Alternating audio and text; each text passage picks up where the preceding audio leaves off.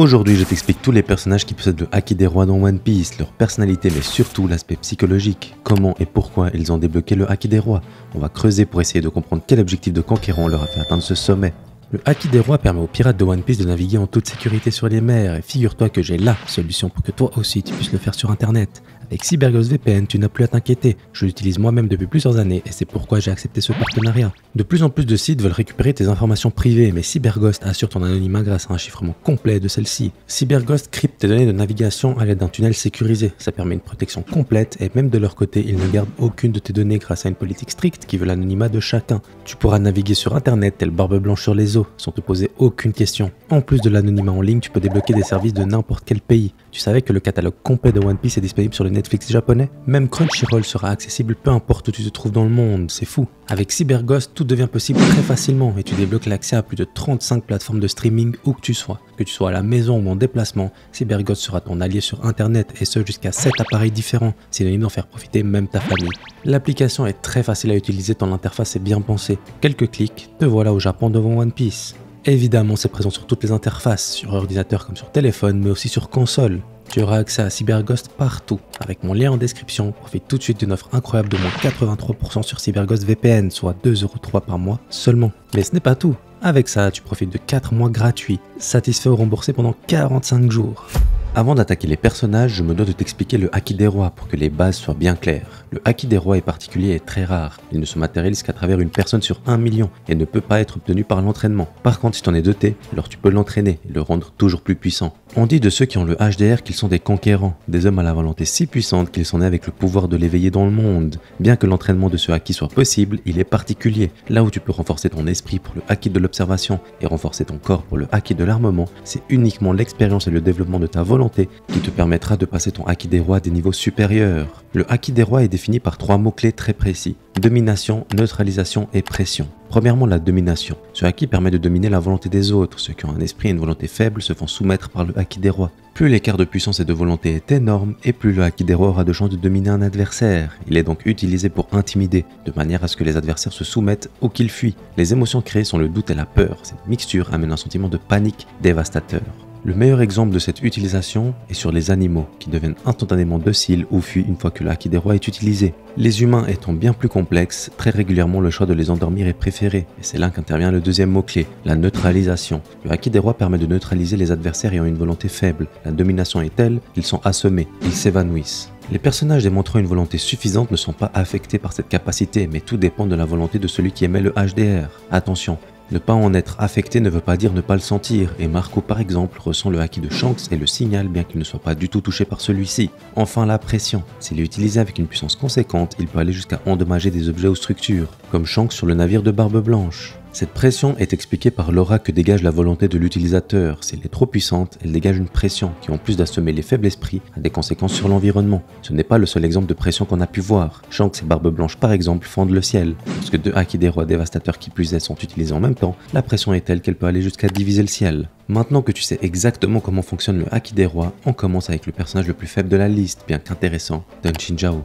C'est un personnage très calme dans l'ensemble, toujours dépeint tranquille. Par contre, son énervement est très marqué et il ne pardonne jamais. 30 ans après son combat avec Garp, il en veut toujours à celui-ci et à sa famille, c'est dire. Il n'y a que lorsque Luffy lui permet de récupérer son trépan, son crâne particulier, qu'il se range de son côté. Cela marque un côté juste, il suit des principes clairs et définis, véritable ancien de la piraterie. Essayons de comprendre quel objectif de conquérant lui a fait développer le Haki des rois. Premièrement, il y a l'aspect familial. Il suit des codes ancestraux concernant sa famille et son pays. Il tient véritablement à eux et fait tout pour ceux-ci. La preuve étant que son crâne était important pour débloquer le trésor familial. On peut déduire que celle-ci est une première piste, mais ce n'est pas la seule. Don Chinchao et son trépan sont célèbres, connus pour avoir sévi à l'ère de Roger et pouvant diviser des continents. On parle de la particularité physique la plus populaire à l'époque de Monstres, et je pense que ça cache peut-être une ambition dans la piraterie. Peut-être que Don Chinchao avait pour but de conquérir Grand Line, expliquant son Haki des rois. On monte crescendo avec Doflamingo, un des personnages les plus complexes de l'œuvre. Il incarne le mal et comme le Joker dans Batman, il frôle la folie due à son traumatisme. Cette folie se matérialise par l'amusement même dans les moments les plus tragiques. Il prend plaisir à faire du mal et à traumatiser les gens. Il manipule sans relâche et prend le temps de bien se mettre en avant lorsqu'il le fait, par des gestes ou des mouvements amples et extravagants faisant de lui un personnage théâtral. Sa folie se matérialise aussi par des impulsions sévères marquant à quel point il est instable. Il n'a qu'un seul but, faire le mal. Il est impitoyable et très cruel, même envers les dragons célestes qui ont refusé qu'il les réintègre. intègre. Il les menace pour obtenir son rang de Shichibukai, rang qui lui était nécessaire pour devenir roi sans craindre des répercussions. Répercussions qu'il redoute car il est très stratège et très réfléchi. On a pu observer dans One Piece qu'il a matérialisé le Haki des rois dès son plus jeune âge, et ça veut dire beaucoup. Lorsqu'il a été séparé des Tenryubito, il avait déjà l'âge de comprendre qu'il était supérieur dû à son statut, et il n'a jamais su faire la part des choses. Cette supériorité a créé le désir profond de renouer avec le sommet hiérarchique. C'est pourquoi il vise le titre de roi dans un premier temps et qu'il veut atteindre l'immortalité dans un second temps, lui permettant de redevenir un être supérieur par la force. Bien que malveillant, c'est un objectif de conquérant, un objectif de roi qui lui a permis de matérialiser son Haki des rois. Bien que ça puisse peut-être te surprendre, Portgas the Ace possède bel et bien le Haki des rois.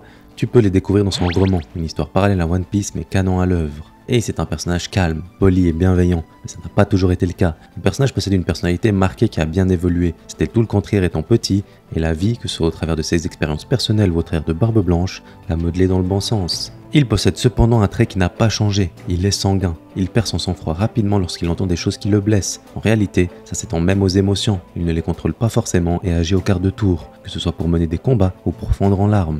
Concernant son ambition pour le Haki des rois, il n'y a qu'une seule possibilité. En partant de Fuchsia, il a formé son propre équipage et il avait probablement l'ambition de le mener au bout de Grand Line, et c'est celle-ci qui a matérialisé son Haki des rois. Je ne vois que ça, car après, il a rejoint Barbe Blanche et devient son fils, ce qui éteint son ambition, ou du moins la redirige au travers de son père. Si tu as d'autres pistes concernant Ace ou comment un autre personnage aurait développé le Haki des rois, n'hésite pas en commentaire, ça m'intéresse. On passe à Katakuri, second de l'équipage de Big Mom.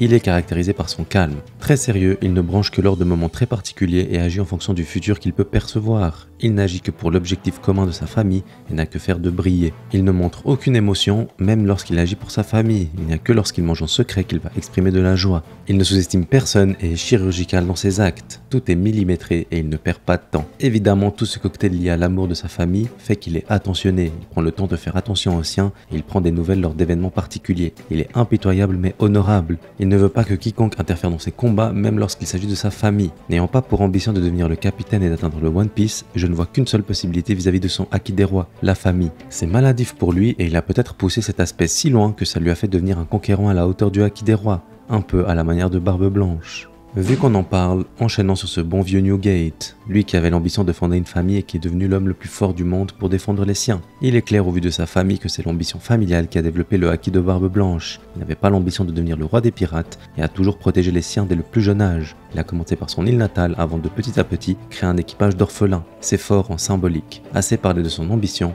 parlons de l'homme. Il est insouciant et joyeux, bien qu'établi et profondément respecté. Il ne prend rien à la légère et respecte le destin et les rêves. Très confiant de ses capacités, il a su s'imposer à travers la mer et devenir l'homme le plus fort du monde. Une réputation qui lui a permis de créer un environnement sain pour sa famille, son équipage. Au-delà de tout ça, c'est un homme profondément nostalgique. Bien qu'arrivé au sommet de son rêve, il a constamment le regard vers l'arrière. Un élan de mélancolie et d'expérience qui caractérise ce personnage. Je m'emporte en éloge tant c'est mon personnage préféré, mais ce sont toutes ces valeurs qui font de lui un des rares hommes ayant été au bout de leur rêve dans One Piece. On a fait une petite aparté avec Barbe Blanche après Katakuri, mais passons à la capitaine de celui-ci, Big Mom. Big Mom est très particulière, elle est à la fois très généreuse dans le partage et la protection, elle veut créer une famille liant toutes les races du monde, mais à la fois, elle est très cruelle et tyrannique. Elle sait ce qu'elle veut et ne conçoit pas qu'elle puisse ne pas l'obtenir. Machiavélique, elle n'est pas aussi bête qu'on peut le croire. À Whole Cake, quand Luffy arrive, elle est au courant très rapidement. Et bien que son plan échoue, elle en a un et le met à exécution. C'est une femme puissante à la réputation établie. Avec ses mariages arrangés, elle possède probablement un des réseaux les plus vastes et fournis de One Piece. Et ça, c'est fort. Par contre, et c'est la raison pour laquelle elle est décriée, elle a un goût très prononcé pour le sucre et les sucreries. Tellement prononcé qu'elle en perd la raison, entrant dans des crises incontrôlables et faisant d'elle une personne manipulable. Mais même dans ces moments-là, elle est terrifiante et instaure ce climat de peur et de destruction. Concernant le Haki des rois, ici c'est assez simple. Elle veut devenir la reine des pirates et en fait mention à plusieurs reprises. C'est même de ça que découle l'alliance avec Kaido. Elle a une ambition folle, que ce soit en termes d'expansion ou en termes d'objectif final, et c'est pour ça qu'elle possède le Haki des rois. C'est une véritable conquérante. Comment parler de Big Mom sans parler de Kaido, la créature la plus puissante du monde? Il est impitoyable et n'a aucune pitié. Son expérience a fait de lui un homme extrêmement confiant qui n'hésite pas à combattre n'importe qui et n'importe quand. Malgré cette confiance, il n'a que faire des honneurs et veut être celui qui gagne. Il a exprimé le souhait d'aller à Marineford pour faire tomber Barbe Blanche de ses mains, alors que c'est une guerre au sommet et que celui-ci est venu sauver son fils. Kaido ne s'en soucie pas. C'est un personnage complexe et ambigu. Malgré qu'il soit un homme cruel et violent, il a un côté profondément mélancolique. Il est obsédé par la mort et à la recherche d'un adversaire capable de le vaincre. Ça finit même par le déprimer. Le combat fait partie de sa vie à tel point qu'il regrette comment Oden est mort. Il aurait aimé le combattre jusqu'à celle-ci. On peut le voir encore récemment vis-à-vis de Luffy. Kaido n'a l'impression de vivre que quand il fait face à un monstre de puissance comme lui. Comme pour Big Mom, il a l'ambition de devenir le roi des pirates et se demande même s'il pourrait être Joy Boy, dont sa vision du sommet est élevée. C'est évidemment pour ces raisons qu'il a un haki des rois extrêmement puissant. Un peu comme pour Ace, ça va peut-être te surprendre, mais ici on va parler de Sengoku. Son haki des rois a été confirmé dans sa vivre card. C'est un homme tendu qui déteste qu'on remette en question l'autorité du gouvernement mondial. Tu peux te dire que c'est surprenant car récemment on le voit souvent détendu, mais cette détente n'existe que depuis qu'il n'est plus amiral en chef. Précédemment, lorsqu'il était amiral, il était constamment tendu et la moindre secousse l'irritait. Même son duo de toujours Garp arrivait très facilement à l'énerver. Une constante pression malgré la confiance aveugle avec laquelle il défend et obéit au gouvernement mondial. Il croit en une justice absolue pour maintenir l'ordre et la sécurité à travers le monde et brille dans la marine par ses stratégies et sa force. Malgré sa justice et sa personnalité, c'est un personnage très réfléchi et nuancé, partisan de la justice absolue comme dit précédemment, mais là où par exemple Akainu est aveugle, Sengoku possède un peu d'humanité, comme on a pu le voir à Marineford lorsqu'il arrête la guerre ou après sa retraite. Étant arrivé au sommet de la marine au poste d'amiral en chef, c'est cet objectif de vie qui lui a permis d'être un conquérant, digne du haki des rois. Après Sengoku, on parle de Monkey D. Garp, son acolyte toujours, qui a vu son haki des rois confirmé récemment. Contrairement à Sengoku, on ne peut que théoriser la raison pour laquelle il l'a atteint, mais ça paraît assez clair. Vu son amour pour la marine, il est plus que probable qu'il se soit entraîné et se soit donné corps et âme pour atteindre le sommet de la marine. Étant un conquérant, le haki des rois est arrivé bien qu'il ait refusé ce sommet par la suite dû à ses contradictions contre les Tenrobito. Parlons de l'homme qui Garp avant de passer à l'autre papy préféré de ton papy préféré, Rayleigh. Garp est d'un naturel joyeux et rigolard, il est aussi insouciant que son petit-fils, mais présente plusieurs axes d'un homme sensible.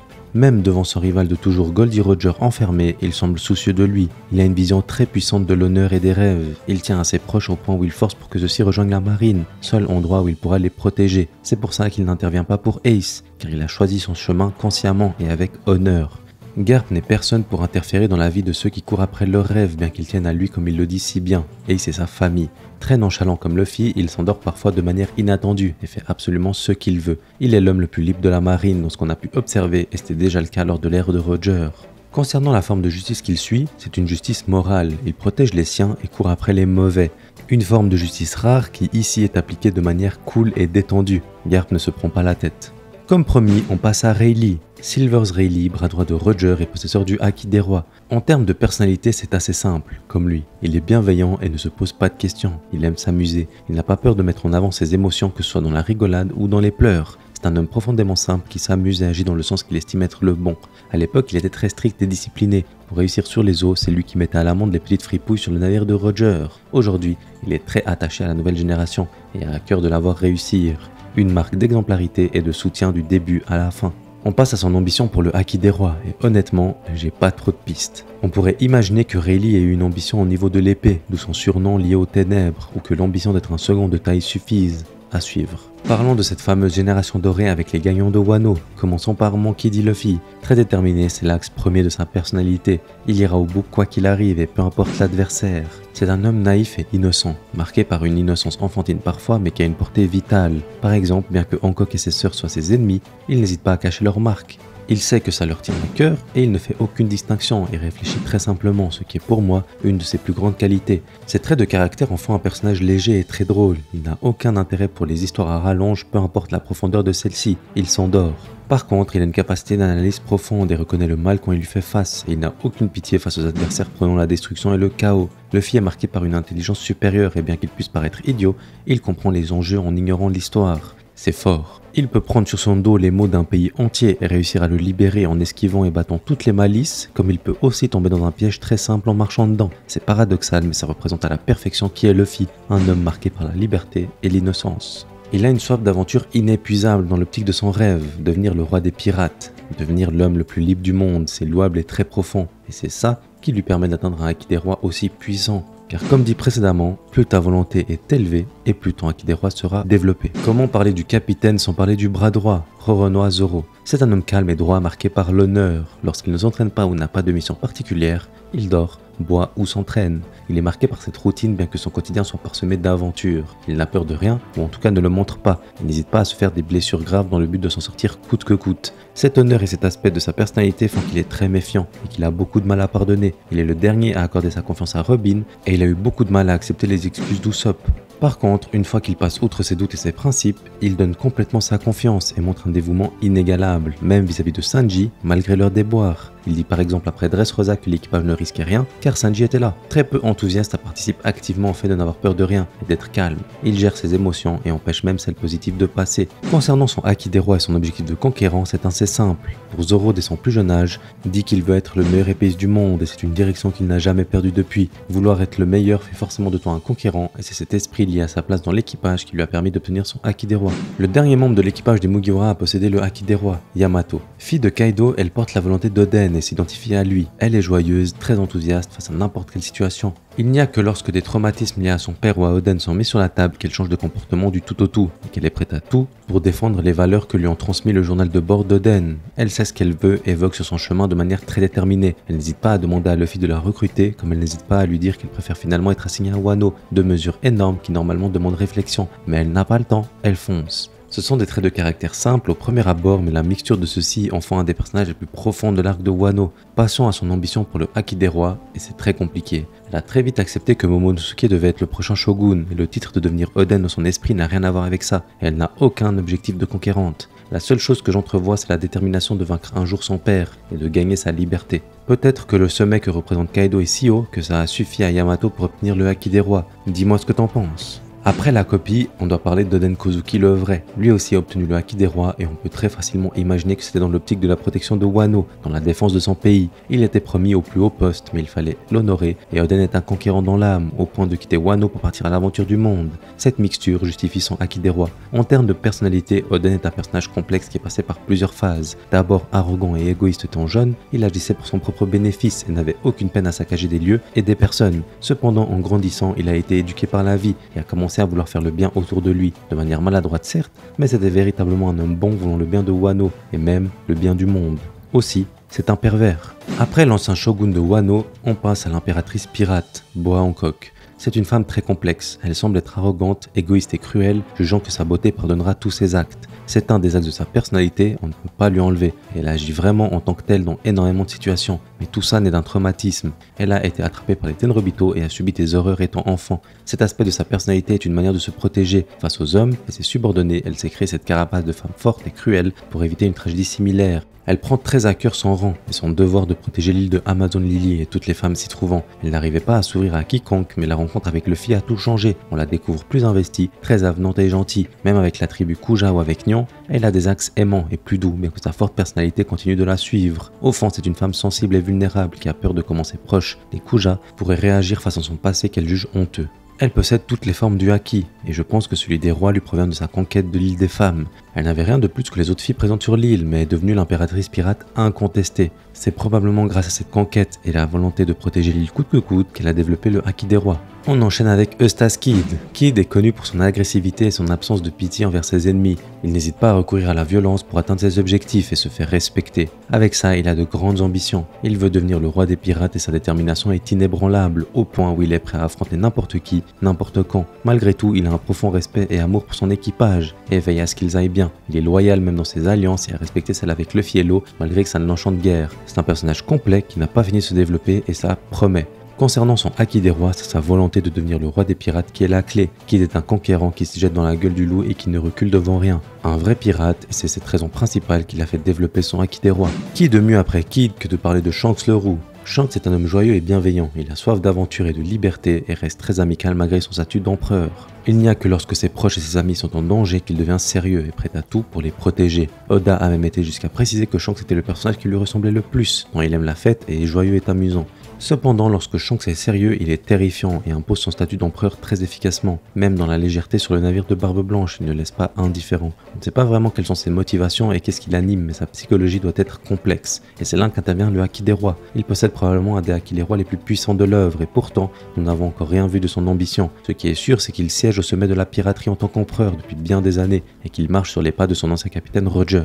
On n'arrive pas là par hasard, et bien que ses motivations restent cachées, il n'y a pas de doute que celles-ci sont à l'origine de son haki des rois extraordinaire. Après le haki des rois monstrueux de Shanks, parlons de celui du roi des pirates. Goldie Roger avait pour l'ambition d'aller au bout du monde, de retourner celui-ci selon ses propres mots. C'est fort de sens et il a réussi. Il est l'homme qui a atteint l'ultime île de Grand Line et qui est devenu le roi des pirates. Avec Barbe Blanche, ce sont les deux seuls pirates connus à avoir atteint l'ambition de leur vie. C'est beau et c'est évidemment cet objectif de conquérant qui a permis à Roger de débloquer un haki des rois surpuissant. Mais au-delà du haki, comment est Roger? Le premier terme qui me vient pour sa personnalité est le charisme. Il arrive à se joindre à Rayleigh par la seule force de son aura et de ses mots, au point où il est devenu le pirate le plus inspirant. Il a fait en sorte d'imposer son aura et de transmettre sa volonté. Ça démontre aussi une bravoure, celle d'aller au bout, peu importe le challenge ou le résultat. Il n'avait peur de rien et agissait dans le sens de ce qu'il croyait juste. Bien que dans l'ensemble il soit bienveillant et juste, il n'hésitait pas à se battre contre quiconque se mettait sur son chemin. Évidemment, on doit parler de son goût de l'aventure, celui qui lui a valu sa volonté hors norme et son haki, celui qui lui a permis d'aller au bout du monde et de découvrir la vérité sur celui-ci.